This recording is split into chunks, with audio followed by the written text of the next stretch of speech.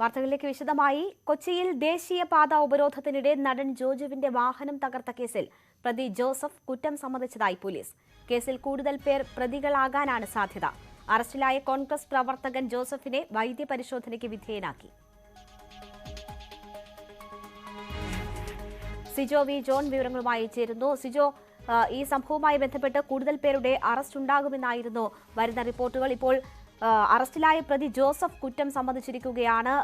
എന്തൊക്കെയാണ് ജോസഫ് പോലീസിനോട് പറഞ്ഞത്?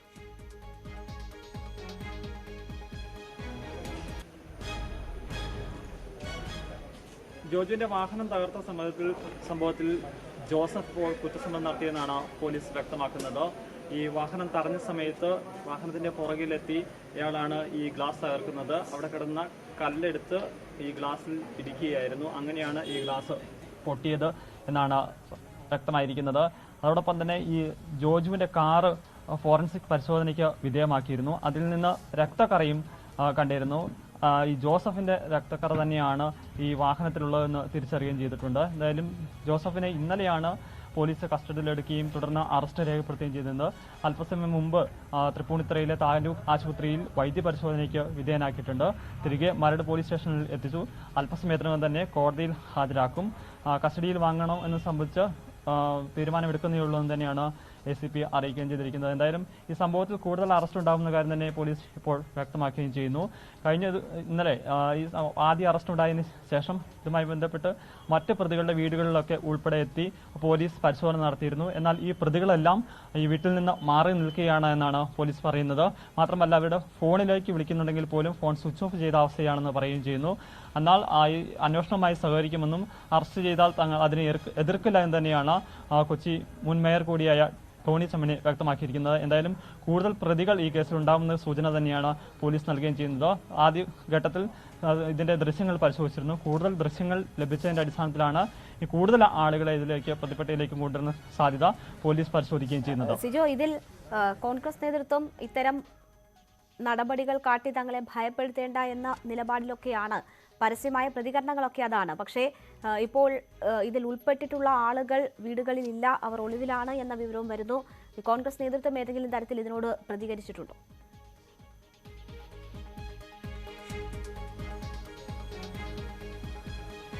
ഇതൊരു കള്ളക്കേസാണ് എന്നുള്ള കാര്യം തന്നെയാണ് ഇത് ഈ കേസ് എടുത്തതിന് പിന്നാലെ ജില്ലാ കോൺഗ്രസ് നേതൃത്വം വ്യക്തമാക്കിയിരുന്നത്.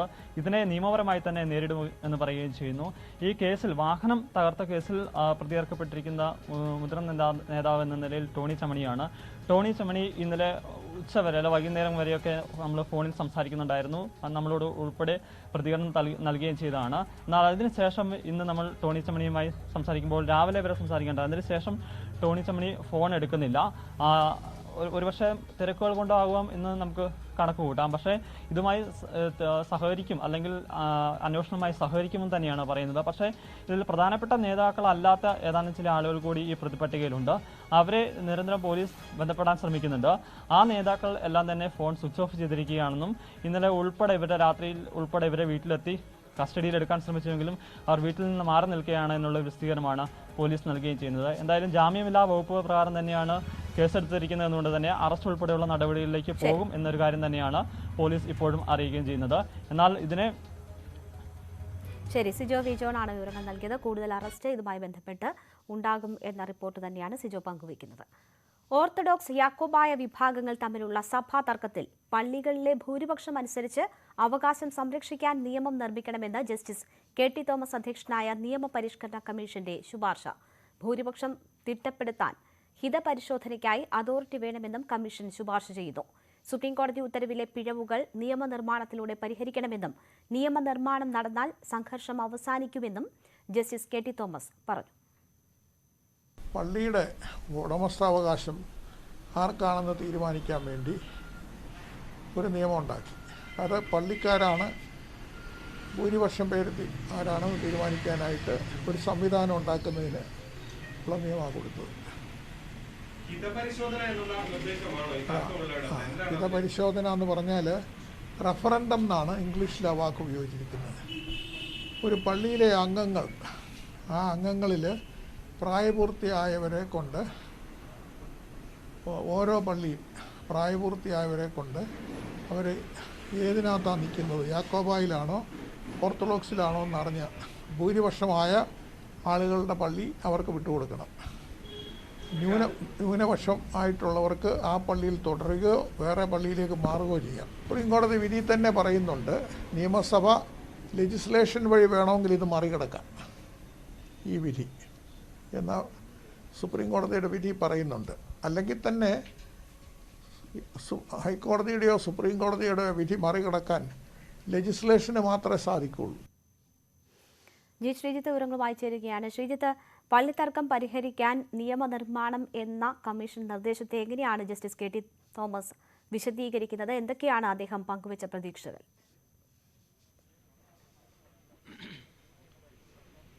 സുപ്രീം കോടതി വിധിയിൽ പല അപാകതകളുമുണ്ട് എന്ന് തന്നെ ജസ്റ്റിസ് കെ ടി തോമസ് ചൂണ്ടിക്കാണിക്കുന്നു. അതുകൊണ്ട് ഒരു വിഭാഗത്തിന് മാത്രം പള്ളി നഷ്ടപ്പെടുന്ന സാഹചര്യമാണ് ഉണ്ടാകുന്നത്.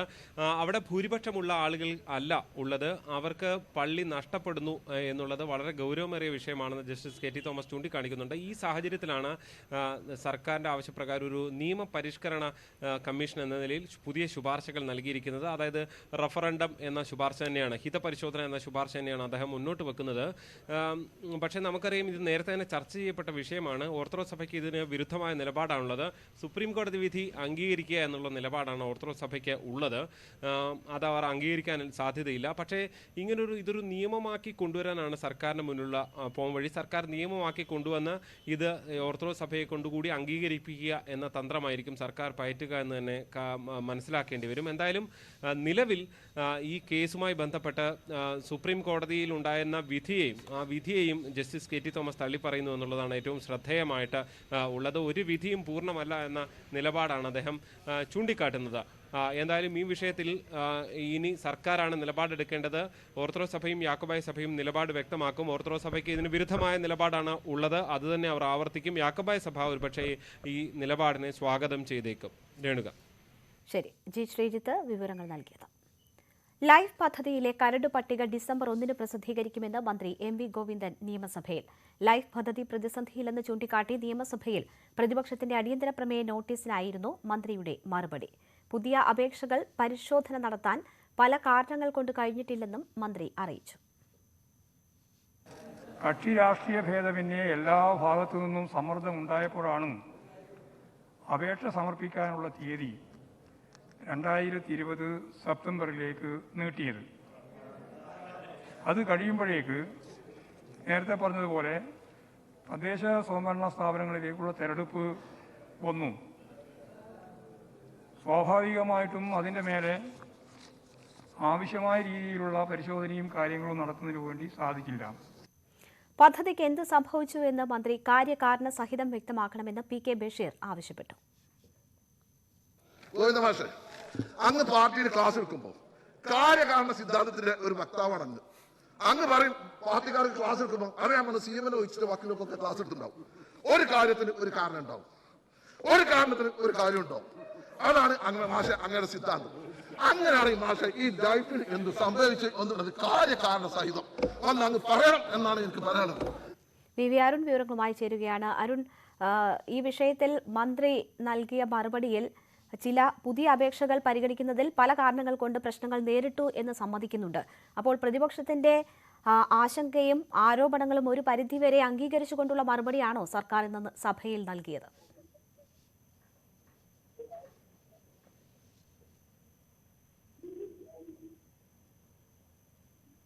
അരുൺ, കേൾക്കാമോ?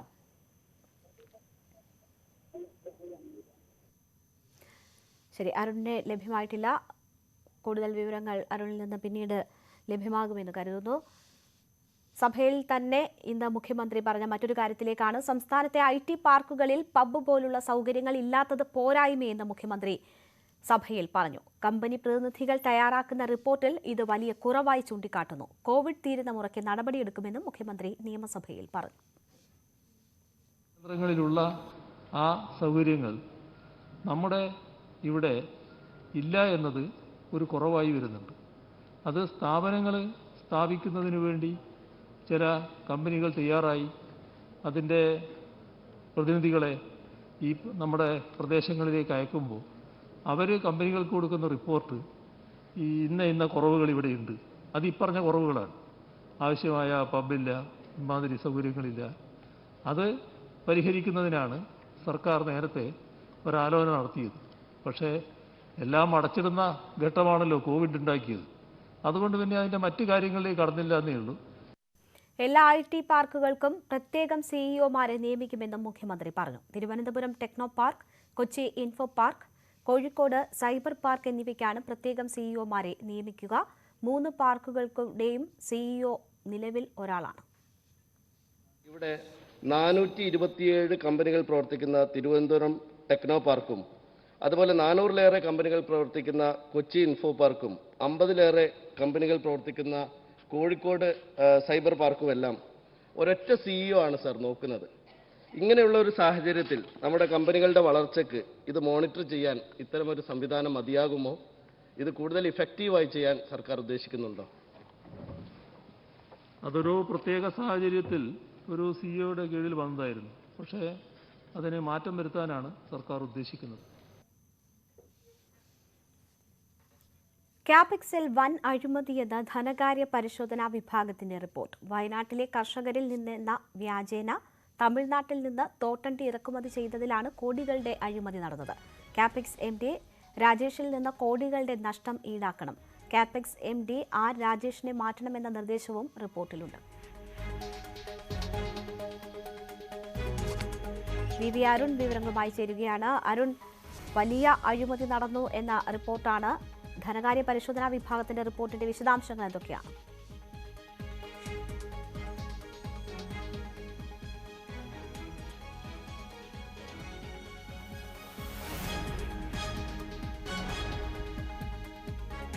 അരുൺ, കേൾക്കാമോ?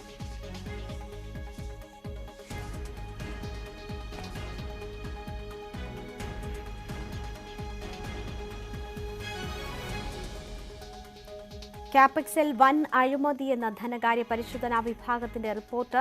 വയനാട്ടിലെ കർഷകരിൽ നിന്നെന്ന വ്യാജേന തമിഴ്നാട്ടിൽ നിന്ന് തോട്ടണ്ടി ഇറക്കുമതി ചെയ്തതിലാണ് അഴിമതി എന്നാണ് റിപ്പോർട്ടിൽ പറയുന്നത്. കോടികളുടെ അഴിമതി നടന്നു.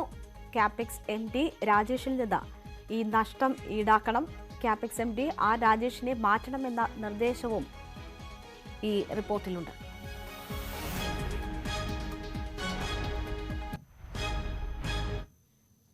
ക്യാപെക്സിൽ വൻ അഴിമതി എന്ന ധനകാര്യ പരിശോധനാ വിഭാഗത്തിന്റെ റിപ്പോർട്ട്. വയനാട്ടിലെ കർഷകരിൽ നിന്നെന്ന വ്യാജേന തമിഴ്നാട്ടിൽ നിന്ന് തോട്ടണ്ടി ഇറക്കുമതി ചെയ്തതിൽ കോടികളുടെ അഴിമതി നടന്നു എന്നാണ് റിപ്പോർട്ടിൽ പറയുന്നത്.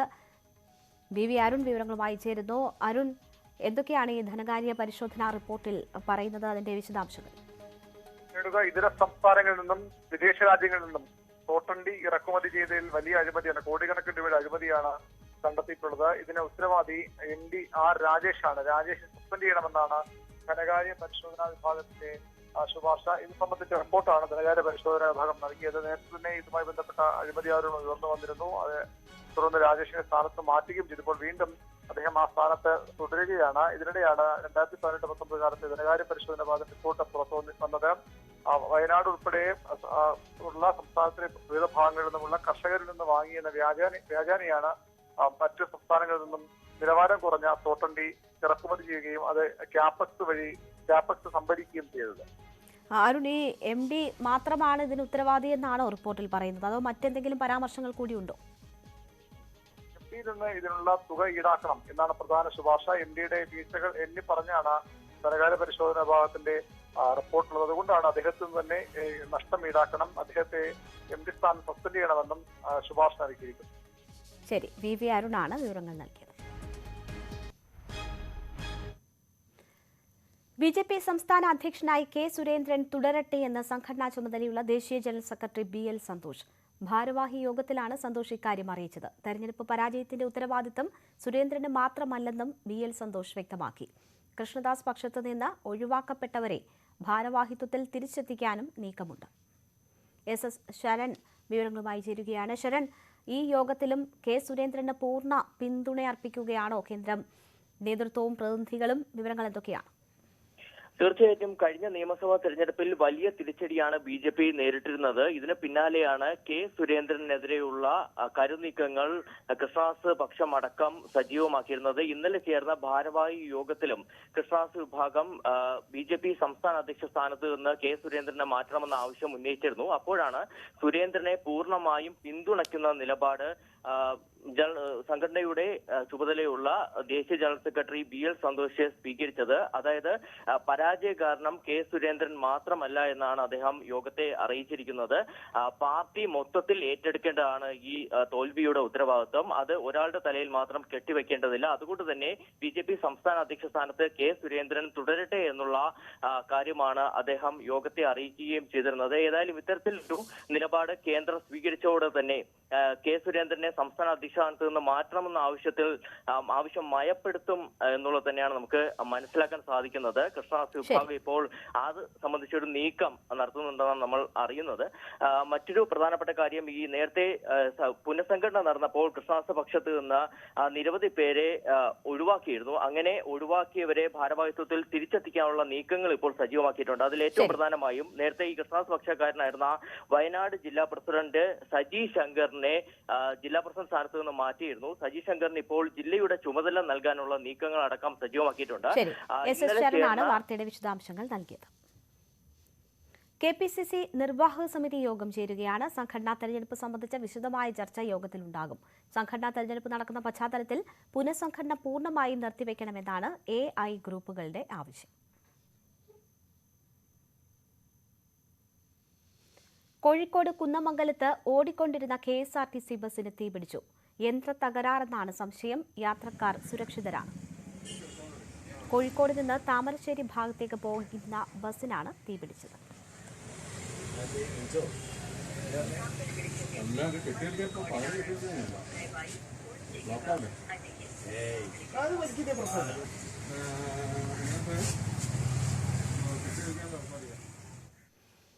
തിരുവനന്തപുരം ആര്യനാട് വെയിറ്റിംഗ് ഷെഡിലേക്ക് KSRTC ബസ് ഇടിച്ചു കയറിയ അപകടം. 5 കുട്ടികൾ ഉൾപ്പെടെ 6 പേർക്ക് പരിക്കേറ്റു. ഒരാളുടെ നില ഗുരുതരമാണ്. ഉമേഷ് ബാലകൃഷ്ണൻ വിവരങ്ങളുമായി ചേരുകയാണ്. ഉമേഷ്, ഈ അപകടത്തിന്റെ കാരണം സംബന്ധിച്ച വിശദാംശങ്ങൾ ലഭ്യമായിട്ടുണ്ടോ? പരിക്കേറ്റവരുടെ ആരോഗ്യനില സംബന്ധിച്ച് ലഭ്യമാകുന്ന വിവരം എന്താണ്? ആര്യനാട് ഇഞ്ചപ്പുരയിലാണ് സംഭവം നടന്നത്. രാവിലെ 9 മണിയോടുകൂടിയായിരുന്നു അപകടം സംഭവിച്ചത്. ഇത്തരത്തിൽ ഒരു വളവാണ് ആ സ്ഥലം. ജംഗ്ഷനിലേക്ക് എത്തി ബസ് വളച്ചെടുക്കുന്ന സമയത്ത് ഈ കാത്തിരിപ്പ് കേന്ദ്രത്തിന്റെ ഭാഗത്തേക്ക് KSRTC ബസ് ചെറുതായി ഒന്ന് തട്ടിയിരുന്നു. ഇതേ തുടർന്ന് കാലപ്പഴക്കം ചെന്ന ബസ് സ്റ്റാൻഡ് ആയിരുന്നു അത് അപ്പോൾ തന്നെ പൊളിഞ്ഞു വീണു എന്നാണ് ഇപ്പോൾ ദൃക്സാക്ഷികൾ പറയുന്നത്. ഏകദേശം 20 വർഷത്തിലധികം കാലപ്പഴക്കം ചെന്ന കോൺക്രീറ്റ് മേൽക്കൂരയുള്ള കാത്തിരിപ്പ് കേന്ദ്രമാണിത്. അതിൽ ബസിന്റെ ഒരു ഏകദേശം മധ്യഭാഗം മാത്രമാണ്, അതായത് മുൻഭാഗവുമല്ല ബസിന്റെ തട്ടിയത്. ബസിന്റെ മധ്യഭാഗമാണ് ഇതിന്റെ തൂണിന്റെ ഒരു ഭാഗത്ത് തട്ടിയത്. പക്ഷെ ആ തട്ടിയപ്പോൾ തന്നെ ബസിന്റെ ഭാഗം പൂർണ്ണമായി കാത്തിരിപ്പ് കേന്ദ്രത്തിന്റെ ഭാഗം പൂർണ്ണമായി തകർന്നു വീണു. ആ സമയത്ത് ബസ് വന്നതുകൊണ്ട് തന്നെ കാത്തിരിപ്പ് കേന്ദ്രത്തിൽ നിന്ന് പലരും പുറത്തേക്ക് ഇറങ്ങി നിന്നിരുന്നു ബസ്സിൽ കയറാൻ വേണ്ടി. അതുകൊണ്ട് തന്നെ വലിയൊരു അപകടം ഒഴിവായി എന്ന് വേണമെങ്കിൽ പറയാം. കാരണം ആ കാത്തിരിപ്പ് കേന്ദ്രത്തിനകത്ത് ഏകദേശം 20-ലധികം പേർ ആദ്യം നിന്നിരുന്നു. പക്ഷെ ബസ് വന്നപ്പോൾ ബസ്സിലേക്ക് കയറാൻ വേണ്ടി പുറത്തേക്ക് ഇറങ്ങിയത് കൊണ്ടാണ് വളരെ കുറച്ചു പേർക്ക് അപകടം പറ്റിയത്. നിലവിൽ 6 പേർക്കാണ് പരിക്കുണ്ടായത്. അതിൽ ഒരാളുടെ നിലയാണ് ഗുരുതരം. 60 വയസ്സുള്ള ഒരാളുടെ നില ഗുരുതരമായി തുടരുന്നുണ്ട്. അദ്ദേഹം ഇപ്പോൾ മെഡിക്കൽ കോളേജിൽ ICUവിലേക്ക് മാറ്റാൻ ആണ് തീരുമാനിച്ചിട്ടുള്ളത്. ഉമേഷ് ബാലകൃഷ്ണനാണ് വിവരങ്ങൾ നൽകിയത്. കണ്ണൂർ സിറ്റിയിൽ പനി ബാധിച്ച് 11കാരി മരിച്ച സംഭവത്തിൽ 2 പേരുടെ അറസ്റ്റ് രേഖപ്പെടുത്തി. ആരോപണ വിധേയനായ കുഞ്ഞിപ്പള്ളി ഇമാം ഉവൈസ്, കുട്ടിയുടെ പിതാവ് സത്താർ എന്നിവരുടെ അറസ്റ്റാണ് രേഖപ്പെടുത്തിയത്. ഇമാമിനെതിരെ മനഃപൂർവ്വമല്ലാത്ത നരഹത്യയ്ക്ക് കേസെടുക്കുമെന്ന് Kannur city police commissioner R. Ilango അറിയിച്ചു. ജസ്റ്റ് അറസ്റ്റ് രേഖപ്പെടുത്തിയതേ ഉള്ളൂ. ബോത്ത് ഉസ്താദ് ഇമാം എന്ന് പറയുന്ന പുള്ളിയും ആൻഡ് അച്ഛൻ 2 പേരെയുമാണ് അറസ്റ്റ് ചെയ്യുന്നുണ്ട്. അപ്പോൾ ഇതിൽ മെയിൻലി അവർ ചെയ്തിട്ടുള്ള കുറ്റകാര്യങ്ങൾ മനഃപൂർവ്വമല്ലാതെ ഒരു നരഹത്യ, ഒരു culpable homicide not amounting to murder ഉണ്ട്. അതിൽ പാർട്ട് B ഉണ്ട്. എന്ന് പറഞ്ഞാൽ ഒരു ഉദ്ദേശമില്ലെങ്കിൽ പോലും ഇവരുടെ പ്രവൃത്തി കൊണ്ട് ഈ കുട്ടിക്ക് മരണം സംഭവിക്കുമെന്ന അറിവ് ഇവർക്കും ഉണ്ടായിരുന്നു. ഇമാമിനെയും അച്ഛനെയും 2 പേരെയുമാണ് ഇപ്പോൾ അറസ്റ്റ് ചെയ്തിട്ടുള്ളത്. മനു ഭരത് വിവരങ്ങളുമായി ചേരുകയാണ്. മനു, ഈ അന്വേഷണം എങ്ങനെ പുരോഗമിക്കുന്നു? എന്തൊക്കെയാണ് സിറ്റി പോലീസ് കമ്മീഷണർ വിശദീകരിച്ചത്? ഇവർക്കെതിരെ എന്തൊക്കെ കുറ്റങ്ങളാണ് ചുമത്തിയിട്ടുള്ളത്? ഇവർ പ്രധാനമായി ചെയ്തത് ഈ കുട്ടിക്ക് പനി ബാധിച്ച സമയത്ത് ഈ കുട്ടിയെ ആശുപത്രിയിൽ കൊണ്ടുപോകുന്നതിന് പകരം ജപിച്ചൂതിയാൽ ഇത് മാറും എന്ന നിലപാട് സ്വീകരിക്കുകയാണ് ചെയ്തത്. ഇമാമാണ് ഇത്തരത്തിൽ കുടുംബത്തോട് ഇത് പറയുകയും ചെയ്തത്. തുടർന്ന് ഈ കുട്ടിയുടെ പിതാവ് ഈ കുട്ടിയെ ഇമാമിനടുത്ത് എത്തിക്കുകയും ജപിച്ചൂതുകയും ചെയ്തു. പക്ഷെ പനി മൂർച്ഛിക്കുകയാണ് ചെയ്തത്. അങ്ങനെ കുട്ടി മരണമടയുകയും ചെയ്തു. ഈ സാഹചര്യത്തിൽ മനഃപൂർവ്വമല്ലാത്ത നരഹത്യ ആണ് പിതാവിനെതിരെ ചുമത്തിയിരിക്കുന്നത്.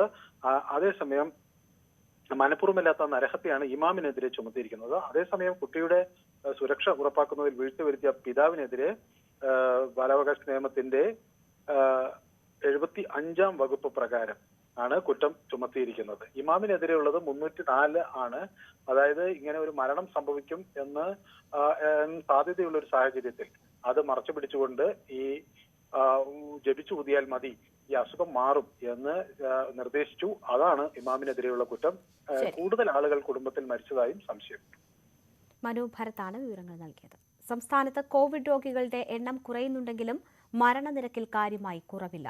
കഴിഞ്ഞ ഒരാഴ്ചയിൽ 1,00,000-ലധികം കോവിഡ് രോഗികൾ ഉണ്ടായപ്പോൾ 434 മരണങ്ങളും റിപ്പോർട്ട് ചെയ്തു. സ്കൂൾ തുറന്ന സാഹചര്യത്തിൽ വരും ദിവസങ്ങളിൽ പ്രതിദിന കോവിഡ് രോഗികളുടെ എണ്ണം ഉയർന്നേക്കുമെന്നാണ് ആരോഗ്യ വിദഗ്ധരുടെ വിലയിരുത്തൽ. കഴിഞ്ഞ ഒരാഴ്ചക്കിടെ 51,240 പേർക്ക് കോവിഡ് ബാധിച്ചു. 434 മരണവുമുണ്ടായി. രോഗികളുടെ എണ്ണം കുറഞ്ഞെങ്കിലും സംസ്ഥാനത്തെ മരണനിരക്ക് കുറഞ്ഞിട്ടില്ല. 0.8 മരണനിരക്ക്. സംസ്ഥാനം മുൻപ് റിപ്പോർട്ട് ചെയ്യാത്ത കൂടുതൽ മരണങ്ങളും പ്രതിദിന മരണപ്പട്ടികയിൽ ഉൾപ്പെടുന്നുണ്ട്. കോവിഡ് മരണം സ്ഥിരീകരിക്കുന്ന മാനദണ്ഡം മാറ്റിയതാകാം മരണനിരക്ക് കുറയാതിരിക്കാൻ കാരണമെന്നാണ് വിലയിരുത്തൽ. എന്നാൽ കോവിഡ് ബാധിച്ച് ആശുപത്രിയിൽ കഴിയേണ്ടി വരുന്നവരുടെയും ICU വെന്റിലേറ്റർ ഉപയോഗവും കുറഞ്ഞിട്ടുണ്ട്. സ്കൂൾ തുറന്ന സാഹചര്യത്തിൽ വരും ദിവസങ്ങളിൽ കോവിഡ് രോഗികളുടെ എണ്ണം ഉയർന്നേക്കുമെന്നാണ് വിലയിരുത്തൽ. എന്നാൽ ആശങ്കപ്പെടേണ്ട സാഹചര്യമില്ലെന്നാണ് വിദഗ്ധ അഭിപ്രായം. സ്കൂളുകൾ തുറക്കുമ്പോൾ കോവിഡ് പോസിറ്റീവുകളുടെ എണ്ണം കുറച്ച് കൂടാൻ സാധ്യതയുണ്ട്. എന്നാൽ അപ്പോഴും ആശുപത്രി വാസം വേണ്ടി വരുന്നവരുടെ എണ്ണം കൂടാനുള്ള സാധ്യത വളരെ കുറവ് തന്നെയാണ്.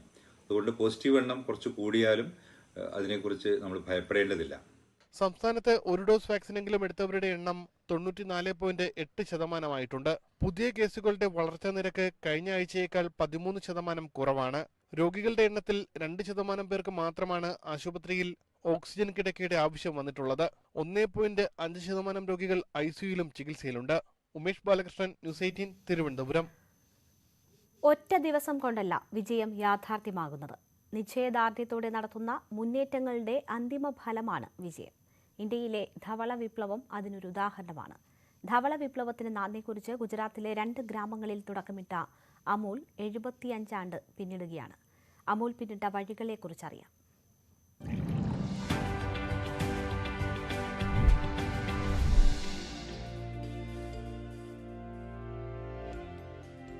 രാജ്യത്തിന്റെ രാഷ്ട്രീയ ചരിത്രത്തിലെ ഒരേടായിരുന്നു അമൂൽ പരസ്യം. ഡൽഹിയിൽ ലോക്പാലിനായി അണ്ണാ ഹസേരെ തുടങ്ങിയ മുന്നേറ്റം രാജ്യത്ത് തന്നെ വലിയൊരു ചുവടായിരുന്നു. ദിവസങ്ങൾ നീണ്ട സത്യഗ്രഹത്തിനൊടുവിൽ അരവിന്ദ് കെജ്രിവാളിന്റെ നേതൃത്വത്തിൽ ആം ആദ്മി പാർട്ടിക്ക് തുടക്കമായി. ഈ സംഭവങ്ങൾ ചൂണ്ടിക്കാട്ടി സാധാരണക്കാരന്റെ അമൂൽ എന്ന സന്ദേശമാണ് അമൂൽ പരസ്യത്തിലൂടെ നൽകിയത്.